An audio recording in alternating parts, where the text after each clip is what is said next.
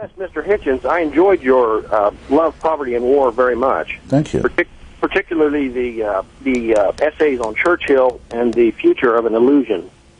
My question is, we have a situation where perverted priests, confidence men such as Pat Robertson, buffoons like Al Sharpton, all these characters build these enormous financial empires, and yet they aren't subjected to taxation like the rest of us, simply because they claim to be in the service of a higher power.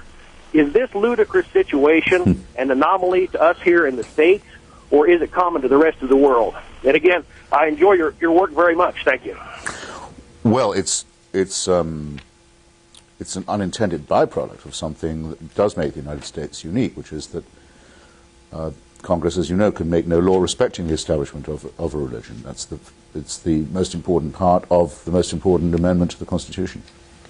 In the country where I was born, which you can probably tell is England, there's a state church, of which the Queen herself is the head. The Queen and whoever is the monarch is ex officio the head of the church, the head of the state, the head of the armed forces. And your tax dollars have to go to subsidize that, whether you like to or not. The same is true in Germany, France, and elsewhere, not to quite the same extent.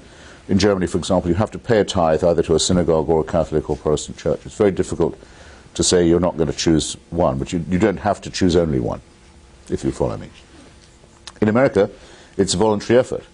And that's why it's allowed the status of charity, or whatever the tax-exempt definition is, which I agree with you should not be permissible for churches that engage in political activity or political advocacy. I further think that, because we're hearing a lot of talk recently about equal time in the argument over so-called intelligent design and creationism, they say they want schools to teach alternatives to Darwin as well, alternatives to the theory of evolution. Well, in that case, any church that is getting a tax break from the government, let alone getting any handout from the so-called faith-based initiative, should be obliged to teach Darwin in its Sunday schools and even in its services for equal time and fairness purposes. Don't you think? I pass on the idea. Might cheer you up.